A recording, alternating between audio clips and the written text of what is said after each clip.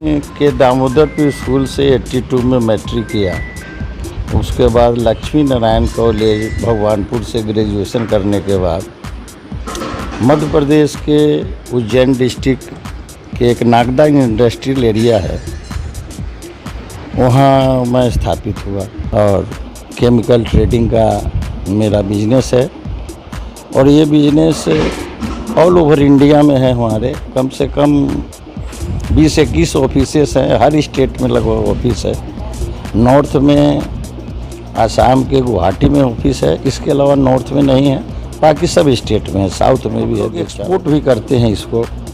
Ethiopia है, Nigeria है, Laos है, कंबोडिया है, साउथ अफ्रीका है, दुबई है, ये सब जगह हमारा एक्सपोर्ट भी होता है। शुरुआत में मैंने एक आध गाड़ी किराए से लिया, वहाँ से शुरुआत करते गया, करते करते आज आपके सामने में हूँ।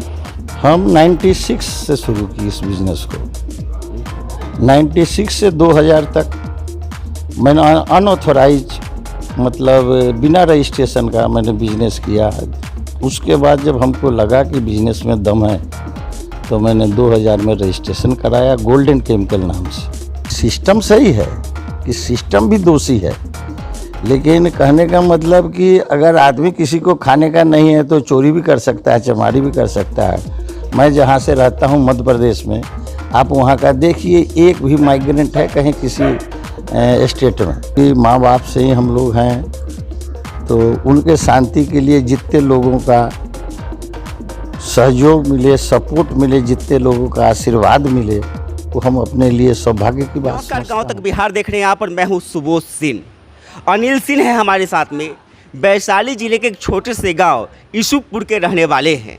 सफ़र 0 से शुरू हुआ था, लेकिन आज सालाना 1000 करोड़ का टर्नओवर इनका हो रहा है।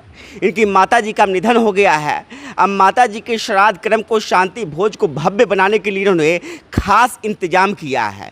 7, 8 और 9 अक्टूबर को इनके माताजी का शांति भोज होने जा रहा है, जिस दिन हजारों लोगों को इन्होंने भोजन कराने का निर्णय लिया है। और उसके लिए ये जो है इंतजाम कर रहे हैं। गांव के लोग भी है इसमें सहयोग कर रहे हैं। लेकिन सफ़र 0 से 1000 टर्नओवर तक कैसे पहुंचा और उसके बाद ये भव्य आयोजन के लिए कैसे प्रेरित हुए, इन्हीं से जानेंगे।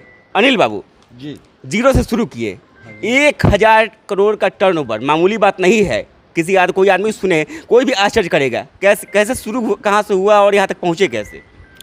मैंने शुरुआत में पहले अपने बारे में विस्तार से बताइए।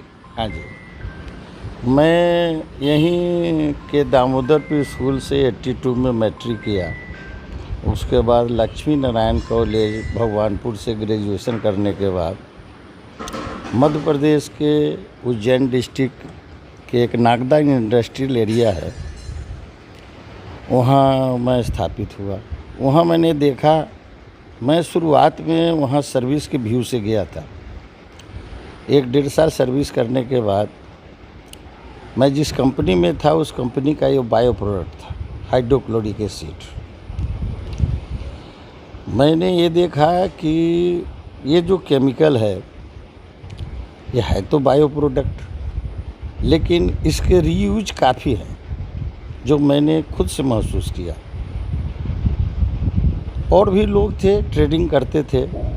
तो मैंने जो है इसके बाद अपना नौकरी रिजाइन किया। और नौकरी में थे आप? हाँ जी, मैं नौकरी में था। मैं आदित्य बिरला ग्रुप में था, केमिकल सुपरवाइज़र था। तो चूँकि हम लोग प्रोसेस में बनाते थे बेंजाइल क्लोराइड, उससे जो बायो प्रोडक्ट निकलता था वही HCl होता था। तो उस HCl के बारे में जब मैंने स्टडी किया तो मुझे लगा कि इस केमिकल का बहुत सारा यूज है। कंपनियां परेशान थी उस समय, उनके HCl सेल नहीं हो पाते थे। फिर मैंने नौकरी से रिज़ाइन किया और रिज़ाइन करने के बाद इसका ट्रेडिंग शुरू किया। शुरुआत में मैंने एक आध गाड़ी किराए से लिया, वहाँ से शुरुआत करते गया, करते आज आपके सामने में हूँ और केमिकल ट्रेडिंग का मेरा बिजनेस है और ये बिजनेस ऑल ओवर इंडिया में है। हमारे कम से कम 20-21 ऑफिसेस हैं, हर स्टेट में लगभग ऑफिस है।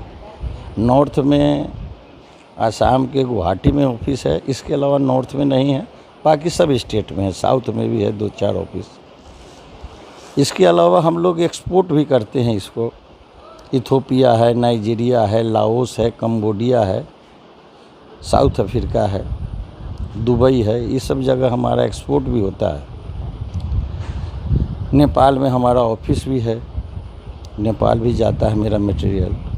इसके अलावा इससे जुड़ा हुआ एक सल्फ्यूरिक एसिड होता है जिससे डिटर्जेंट बनता है, उसका भी ट्रेडिंग शुरू किया। कॉस्टिक लाई का ट्रेडिंग शुरू किया। वहाँ से मैंने केमिकल में अपना बिजनेस स्टार्ट किया। बढ़ाते बढ़ाते आज 250 टैंकर्स हैं हमारे पास, जिससे हम लोग ऑल ओवर इंडिया सप्लाई देते हैं। इसके अलावा शिप से मेरा मटेरियल जाता है एक्सपोर्ट के लिए। इसके अलावा रियल एस्टेट का बिजनेस है मेरे पास, कोल्ड स्टोरेज है 2-3, वेयर हाउसेस है 10-12, पेट्रोल पंप है, ये सारे बिजनेस है। अनिल बाबू, किराए के टैंकर से 1000 करोड़ का टर्नओवर मामूली बात नहीं है। कोई भी आदमी कोई भी स्ट्रगल जो कर रहा है, जो बिजनेस में चाहता है खड़ा होना, वो तो आश्चर्यचकित होगा। तो इस संघर्षों की कहानी जो रही है, किराए के टैंकर से लेकर फिर अपना टैंकर खड़ा करना, उसके बाद एक से कई टैंकर बनाना, उसका रियल एस्टेट या अन्य बिजनेस में कदम रखना, मतलब संघर्ष जो बीच में रहा उसका नहीं बताइए। एक्चुअली क्या है कि आपको मैंने बताया कि इस केमिकल का जो बायो प्रोडक्ट है, इसको स्टोरेज नहीं कर सकते आप। जहाँ तक आपके पास स्टोरेज करने की क्षमता है, जैसे वाटर को स्टोरेज करने के लिए जितने वाटर टैंक है वही स्टोरेज किया जा सकता है। ये सॉलिड तो होता नहीं है। ये सॉलिड अगर कोई चीज़ होता है तो उसको कहीं आप डंप कर सकते हैं मैक्सिमम। तो इसमें होता क्या है, कभी कभी पहले के टाइम में और काफ़ी होता था कि जब ये प्रोडक्ट सेल नहीं हो पाता था तो कंपनियों को जो है अपना फिनिश प्रोडक्ट स्लो करना पड़ता था। फिनिश प्रोडक्ट स्लो करने में कंपनी को जितना नुकसान होता था वो काफ़ी ज़्यादा होता था। तो कंपनी इसको प्रोत्साहित करने के लिए जो मटेरियल कभी प्लस में बिक रहा है, कंपनी के पास इतना एडिशनल मटेरियल हो जाता था कि कंपनी रुके नहीं, उसको कंपनी माइनस में ले आती थी। मतलब उठा लिफ्टिंग का भी पैसा मिलने लगता था हम लोग। ये सब ऐसा अपॉर्चुनिटी मिला जिसमें हमको थोड़ा पैसा कमाने का मौका मिला। बाकी मेहनत मजदूरी करके यहाँ तक पहुँचे। कितने सालों का संघर्ष रहा? कब शुरू किए थे बिजनेस में, खुद का बिजनेस में उतरना, नौकरी छोड़ के कब शुरू किए थे? हम 96 से शुरू की इस बिज़नेस को। 96 से 2000 तक मैंने अनऑथोराइज, मतलब बिना रजिस्ट्रेशन का मैंने बिज़नेस किया। उसके बाद जब हमको लगा कि बिज़नेस में दम है तो मैंने 2000 में रजिस्ट्रेशन कराया गोल्डन केमिकल नाम से। और वहीं से 2000 से लेकर के आज 2022 से, मतलब 22 साल इधर मान लीजिए, 4 साल उधर, 26 साल मान लीजिए। बिहार से आप निकले जी। बिजनेस कहाँ कहाँ है अभी आपका? हमारा साउथ में बिजनेस चेन्नई, पांडिचेरी, कर्नाटका पूरा, बंगलोर, हैदराबाद, ये सब जगह ऑफिसेस हैं। नागपुर, कलकत्ता, दिल्ली, रायपुर, नागपुर, यूपी में सोनभद्र डिस्ट्रिक्ट में है ऑफिस। बिहार में? बिहार में ऑफिस नहीं है हमारा। नेपाल में ऑफिस है 2 ऑफिस। बिहार में चूँकि इसकी उतना अपॉर्चुनिटी नहीं है। बिहार में सिर्फ एक बरौनी रिफाइनरी है जिसका हम लोग टेंडर लेते हैं, और बाकी हमारे ट्रेडर हैं छोटे मोटे। बिहार में विस्तार क्यों नहीं कर रहे हैं? बिहार में जो इसके यूज करने वाली कंपनियां हैं वो नहीं है। जैसे हम लोग का प्राय सप्लाई होता है, जैसे भूषण स्टील है, टाटा स्टील है, स्टील के जो बड़े प्लांट है। नहीं, आपने बताया कि आपका पेट्रोल पंप का भी धंधा है, रियल एस्टेट पेट्रोल का भी पंप का धंधा है, है, हाँ। या अन्य कई तरह के जो बिजनेस है। हाँ, तो बिहार में तो संभावना है ही। हाँ हाँ, तो संभावना। बिहार नहीं पहुंचने का कि बिहार के होके बिहार नहीं पहुंच पाए, इसकी कोई वजह? बिहार कोई समस्या आई हो या होके कोई- नहीं, समस्या तो कुछ नहीं आई, चूँकि यहीं से जुड़ा था मैं। नहीं, बिहार के बारे में एक अवधारणा है कि बिहार में बिजनेस को सेटल करना बहुत ही मुश्किल है, कई तरह का प्रेशर होता है। एज ए बिजनेसमैन, आप किसी भी अच्छे बिजनेसमैन से पूछिएगा तो आपको बताएगा, या तो ट्रांसपोर्ट का बिजनेस करने वाला हो या ट्रेडिंग का बिजनेस करने वाला हो, कि उसके साथ किन किन और मुश्किलों का सामना करना पड़ता है यहाँ स्थापित होने में। वो सब थोड़ी बहुत समस्या है, लेकिन इसके अलावा इंडस्ट्री नहीं है यहाँ। क्यों नहीं है आपकी नज़र में, क्यों नहीं? अब इसके तो आप लोग अच्छे से समझ सकते हैं, मैं क्या बता सकता हूँ इसके बारे में। आप चूँकि यहाँ के पत्रकार हैं तो आपको मालूम है कि पहले क्या था सिचुएशन यहाँ का।